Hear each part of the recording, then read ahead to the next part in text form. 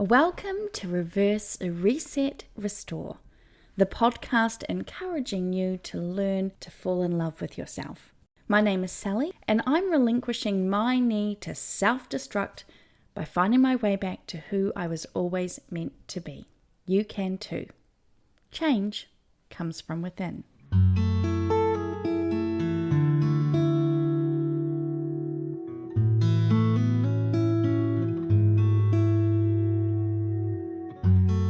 In today's episode, we are talking about self-care. Looking after yourself is one of the most important things we could ever do for ourselves. But it's easy to let it fall by the wayside in our busy lives. We often prioritize everything and everyone else over us.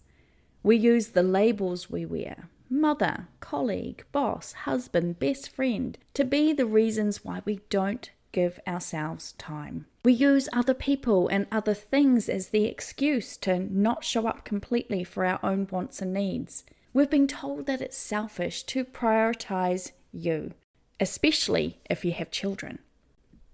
Particularly if you are a mum.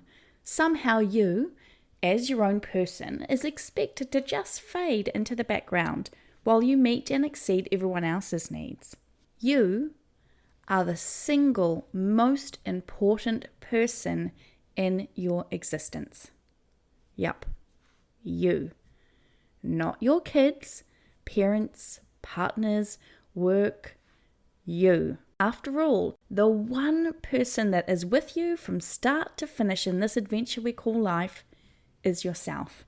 We want to give people, our family, our husbands, our kids, our wives, our, aunties and uncles, the best of ourselves. Well, then we've got to invest in some love and care for us as an individual entity. And self-care, honestly, is a practice that we should be teaching our kids. And the best way to teach something is to model it. If you want to inspire, encourage, motivate a sense of self-worth and self-love to the people that matter to you, show them how, by doing it for yourself. If you are so busy filling every moment in your life, meeting other people's needs and demands and wants, you've created a lack of boundaries and undervalued your own worth. And if you truly want to give the people and the things in your life the very best of you, then you've got to take time to fill your own cup. If your thoughts, which are the stories we tell ourselves, are filling your head right now with guilt or shame or I can't do that because it's selfish, or you feel the need to prove your perfection and that's why you can't take time for yourself, change the story. If you think that you don't even have 5 minutes to spare out of your daily life to practice a little self-care and connection, it might be time to look at what type of beliefs are driving you. We all have at least 5 minutes in our day to practice self-care. It might be while you're brushing your teeth, or you're on your commute to work, your lunch break, right before bed. 5 minutes. That's all I'm challenging you to consider. And this episode is going to offer you a whole bunch of options on how you can take just 5 minutes and invest into your physical, mental, emotional, or spiritual well-being. No excuses, no shame, no guilt trips or judgments required. Self-care is self-love, and self-love is what many of us lack. You being here listening to this podcast is just one small way you were practicing self-love, because this podcast is not your typical entertainment piece. It asks something of you. It asks you to look at how you can change from within so that you can see the change in the areas of your life you want most to be different. Practicing self-care is important for several reasons, as it contributes to your overall well-being, your mental health, and your quality of life. Here are 12 key reasons why self-care is important. Number 1, physical health. Self-care helps maintain and improve your physical health. Engaging in activities like regular exercise, proper nutrition, adequate sleep, and medical checkups can prevent illness and promote longevity. Number 2, mental health. Self-care plays a crucial role in maintaining good mental health. Taking time to relax, unwind, and engage in activities you enjoy can reduce your stress, anxiety, or depression. It allows you to recharge and build emotional resilience. Number 3, stress reduction. Engaging in self-care activities such as mindfulness, meditation, deep breathing, or spending time in nature can lower stress levels and help you better cope with life's challenges. Number 4, enhanced productivity. When you prioritize self-care, you're more likely to be more focused, energized, and productive. Taking breaks, setting boundaries, and managing your time effectively can lead to better performances in various aspects of your life. Yes, I am talking to you, the person that doesn't take their lunch break or eats their lunch at the desk. Self-care includes taking proper breaks. All you do when you don't take your break is rob yourself of time. I know, because that is a habit I've done in the past when working, giving my employer lots of unpaid hours because I felt pressured to perform, or I treated it as no big deal to work through the lunch break. It needs to stop. Number 5, increased self-esteem. Self-care practices can boost your self-esteem and self-worth. Engaging in activities that make you feel good about yourself can improve your confidence and how you perceive yourself. I was actually gifted some ball gowns, like the ones for ballroom dancing, and every time I put them on, I feel fantastic. I always loved playing dress up as a child, and I guess I still do. It's fun. It makes me feel beautiful and elegant and like a person who's not trapped in a body that is constantly at war with itself. You might not want to go to such an extreme, but it is amazing how often dressing up or getting a new haircut or giving yourself a facial or a pedicure or a manicure can make you feel better. Of course, it's not just about looks. Self-esteem practices might include practicing a speech or a presentation you might want to give, or teaching someone something that you know really well, or finally opening up that stubborn pickle jar all by yourself that's been taunting you from the fridge for the past 6 months. Number 6, prevention of burnout. A regular practice of self-care helps prevent burnout, which is a state of physical, emotional, and mental exhaustion often caused by chronic stress. Taking breaks and engaging in activities you love can rejuvenate your spirit and prevent feelings of overwhelming exhaustion. I burnt out earlier this year. I took on too much responsibility at work and never allowed myself any downtime as a consequence. It took me about 8 months for me to burn out, and when I did, I crashed. The recovery has been a long road. The burnout cost me physically, emotionally, and mentally. And that job? Well, I was made redundant a few months later with barely a thank you for all my efforts, extra and otherwise. It was not worth the cost to my personal life and my physical health. If you are on the road to burnout, especially for a job, get off it. Because you doing your self-damage is a thankless task that won't be valued or even acknowledged. You are worth so much more. Number 7, increased resilience. When we're not looking after ourselves, we are more likely to respond to stressful situations negatively. Looking after yourself reduces this susceptibility and allows us to respond differently to what is happening around us. Resilience also helps us physically, with less illness and disease impacting us and promoting better health for our longevity. Number 8, better relationships. When you prioritize self-care, you're better equipped to nurture and maintain healthy relationships. By taking care of your own well-being, you have more to give to others without feeling drained or resentful. Number 9, improved focus and clarity. Engaging in self-care activities can help clear your mind, improve your focus, and enhance your ability to make decisions. When you're well rested and mentally refreshed, your cognitive abilities are at their best. You'll be able to make better choices, see the bigger picture, and feel more confident about the decisions you make in your life, whether they're big or small. Number 10, improved sleep and digestion. Many of us live in a constant state of stress, where our bodies are actively on high alert. As a consequence, our sympathetic nervous system, responsible for our fight, flight, or freeze response, is constantly or frequently on.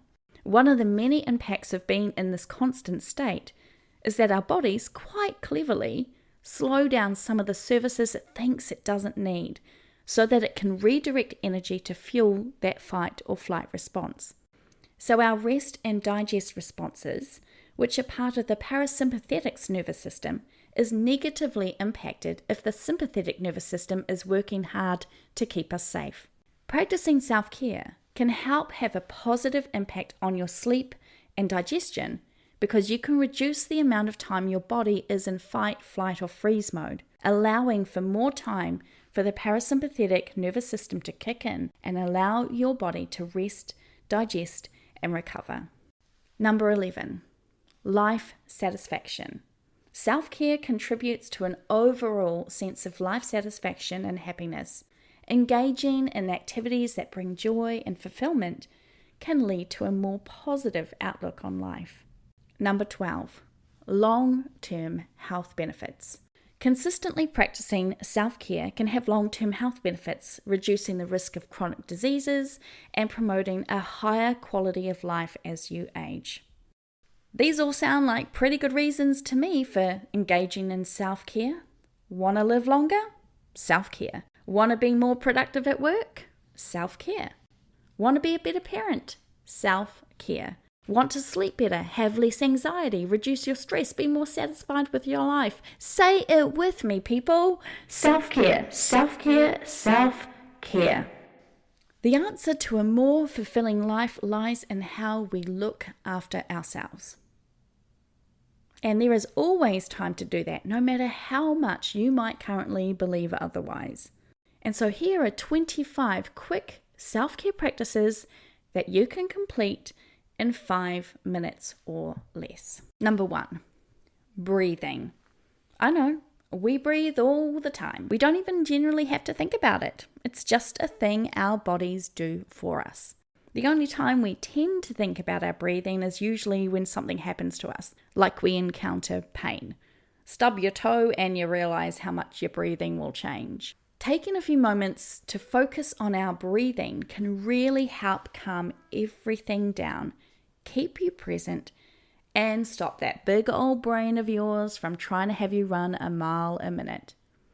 So, put the timer on your phone and start taking some conscious, deep breaths, focusing on each inhale and exhale. Here's a great breathing exercise that is proven to help if you're feeling anxious or panicked. You're going to breathe in for a count of 5. Hold your breath for a count of 5. And then slowly exhale for a count of 5. Do this for a few minutes and you'll definitely have a positive impact. Let's do it together. I'm going to breathe in. So we're going to breathe in and count in our heads for 5. Then you're going to hold for 5. And then you're going to release your breath for a count of 5. Make sure you concentrate on the breath and the count. And if you find your mind wandering off, just gently bring it back to the task at hand. Number 2, stretch your body.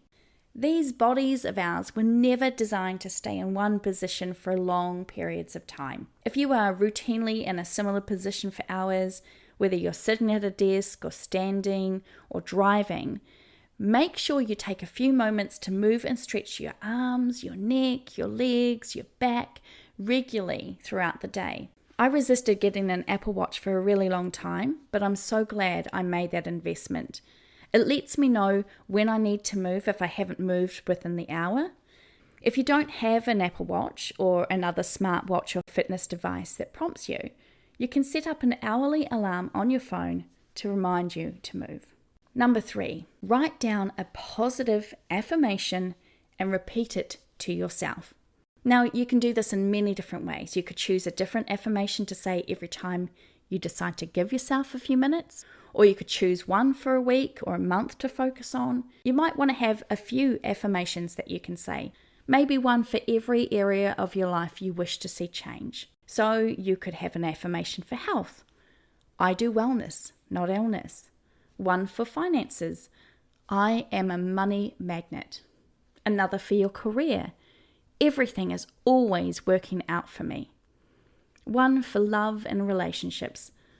I am worthy of love and I draw it to me now. And one that encourages you to think differently. I am patient with my mind and body. Number 4, write down 5 things you're grateful for, or more, or less, even just one thing. If you have a hard time loving yourself, then it's especially important to make this particular practice about you. What is it that you do like about yourself? Are you kind, considerate, funny? Cultivate a daily practice of finding at least one thing about yourself that you can be grateful for. It may feel cringe and uncomfortable and awkward. Push through that and you'll be surprised at how quickly those feelings dissipate and how long that gratitude list will grow. Number 5, dance. Dance like no one is watching. Honestly, this is one of my favorite things to do. You move your body, you're listening to some great sounds, and it feels really liberating to dance. You don't have to try to do anything outside of your comfort zone or abilities. It can be modified to suit your physical capabilities. You can move fast, slow, try different styles. Dancing is really a special gift you give your body and your mind and feelings. Number 6, do a quick declutter of your space. This may not seem like it's very self-care focused, but clearing up an area or just wiping down the countertops, taking out the trash, picking up your clothes are small ways that you can show yourself and your space love. You'll not only feel like you've accomplished something by doing a quick declutter or clean, but it'll make your space feel more safe and inviting too. Also, studies have shown that there are links between cluttered environments and stress and having less self-control. So you might binge more when there is clutter around, or skip your exercise routine, or become unmotivated in other areas of your life. Number 7, step outside and take in some fresh air. For those of us who work indoors or spend most of our time inside, getting outside in the fresh air is a really simple way to practice self-care. And unless it's super dangerous to do so, you'll greatly benefit both physically and mentally from being outside. So go enjoy the sunshine or the rain or even an icy blast for a minute or two. It'll wake you up and make you feel more connected to the world around you. Number 8, take a mini virtual vacay. Visualize your happy place. We all have one. Where is yours? Close your eyes and imagine yourself there. Are you inside a building or outside? Is there water or trees or sand? Are you in a city, the woods, the top of a mountain, lying on the beach? As you picture this place, make it as real as possible. Conjure up in your mind's eye all the things that make this place special to you. What's the weather like? Are you alone? Can you smell a specific scent?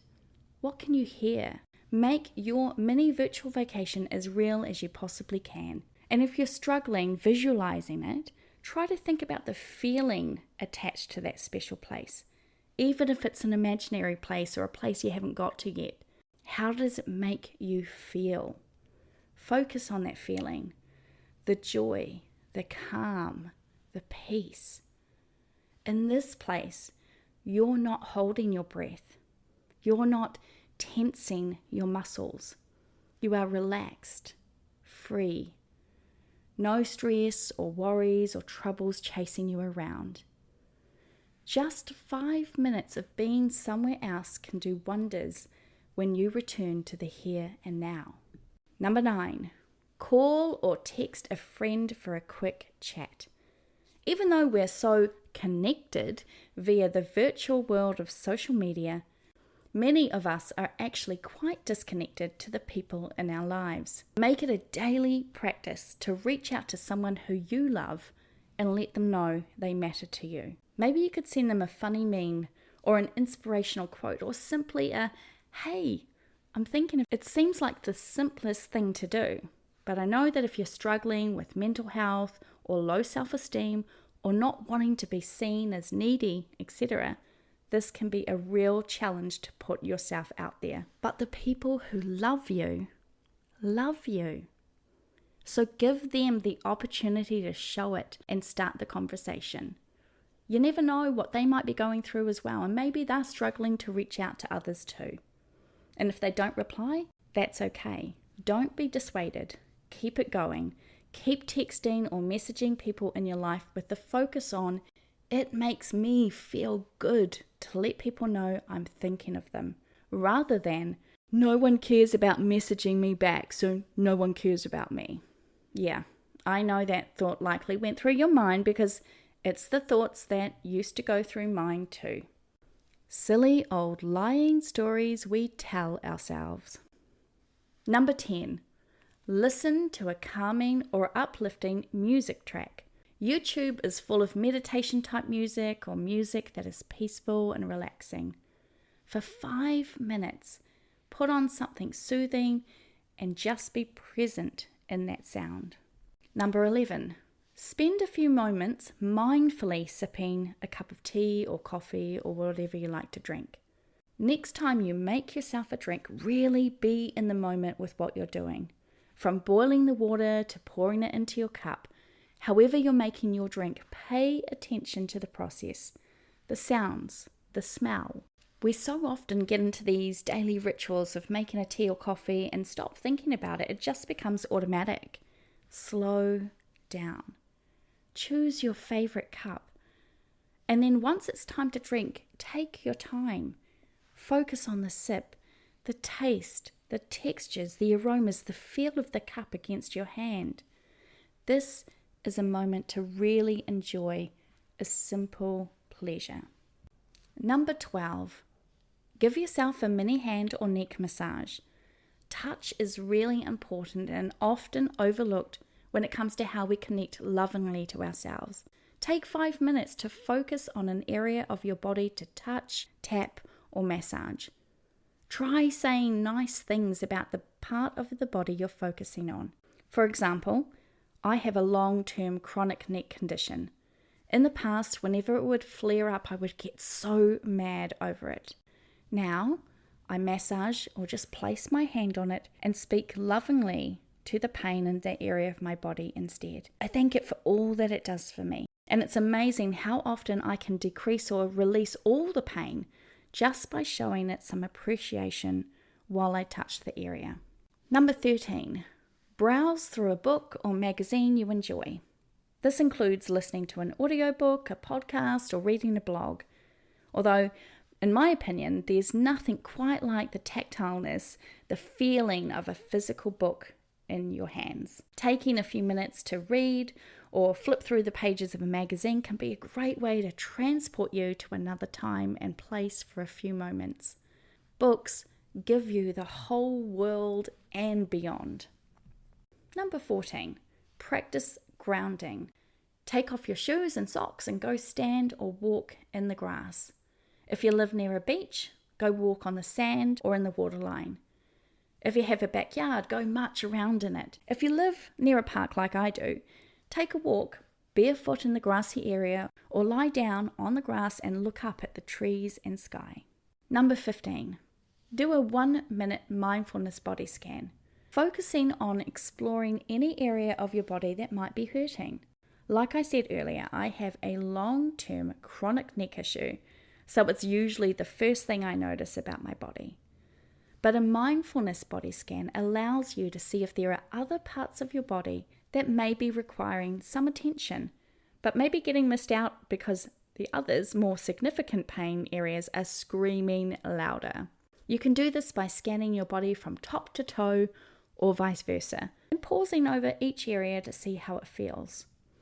Notice something? What can you do to make that part of your body feel better? Do you need to massage it, apply heat or ice? Just acknowledge it, stretch, move. The more you practice this, the more in tune with your physical self you will become. Number 16, write down a goal or intention for the day. This is a great way to start or end your day. Having a mini focus for you to achieve in your day allows you to become much more conscious and mindful. Make it achievable. Make it something that excites you or motivates you. Maybe the goal could be, I won't eat my lunch at my desk, or I'm going to catch myself when I think something negative about myself or others today. And don't beat yourself up if you don't quite get there. There's always tomorrow to try again. Number 17, watch a short, funny video for a laugh. I love listening to babies laugh. I think it's one of the best sounds in the world, and it never fails to cheer me right up. Some people find seeing people getting hurt hilarious, and of course we've got comedians providing fantastic insights into everyday things. Laughter really is the best medicine. It releases endorphins and has a whole lot of health benefits. Take a few minutes to have a giggle and you'll boost your immune system and feel good doing it. Number 18, do some gentle yoga moves. Yoga is a practice of both movement, breath, and anchoring yourself to your body in the moment. It can be spiritual or not, but there is definitely an element of mindfulness to it. Like all the physical practices already mentioned, yoga offers you an opportunity to connect with your body, focusing on what it's doing, how it feels, and letting the worries of the world step aside for a while. Number 19, become an artist. Complete a quick doodle or draw something simple. Try drawing something with your eyes closed or imitate a famous style using a nearby object as the subject. Draw your mood or how you see yourself in the moment. Number 20, practice gratitude by jotting down a positive experience. Did someone say or do something nice to you? Did another driver let you into a space during peak hour traffic? Did your local coffee shop give you a freebie treat to try? When we look for the good in our day, we usually find it. How do I know this to be true? Because we often get caught up in looking for the bad, and we find that too. Number 21, complete a quick crossword or puzzle. Games are a really important workout for the brain. They engage your brain in a different way than how you might be using it in your everyday work or home life.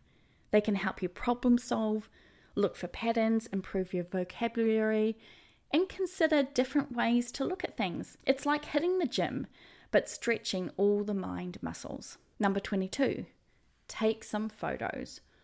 Almost all of us have phones with camera capabilities.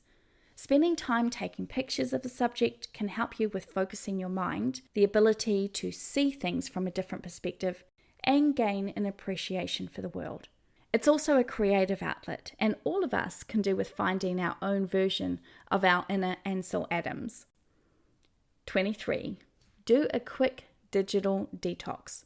Put away your devices and disconnect. Number 24. Get creative. A study from the University of Otago in New Zealand suggests that being creative can leave you feeling happier and more enthusiastic the day of and the day after you've done something artistic. It doesn't have to be amazing gallery quality or a skill you've perfected. It just has to be something you enjoy and get pleasure from. So pick up some knitting needles or a pen or a paintbrush and spend a few minutes getting crafty. Or write a song, create a new recipe, learn a new instrument. The possibilities for creativity are endless. And last but not least, number 25, clear out your inbox. I don't know about you, but it feels like a constant battle keeping the email inbox at a manageable level, with the amount of spam that floods in and the newsletters and mailing lists that you inadvertently sign up for. Spend a few minutes a day to make some headway on the inbox clutter. So there you have it, 25 practices you can try for 5 minutes or less. Try one, try all. I encourage you to give yourself at least 5 minutes every day to show yourself some love and kindness. Remember, self-care doesn't have to be time-consuming. Incorporating these short practices into your daily routine can help boost your mood, reduce stress, and enhance your overall well-being. I would love to know if you already practice any of these self-care tips or if you have others that have made a positive difference in your life. Let me know by posting on the Reverse Reset Restore Facebook page, which is linked in the show notes. If you like what you're hearing, please hit the like and subscribe button so you can be one of the first to hear the latest episodes. Your support means the world to me and it encourages me to keep going.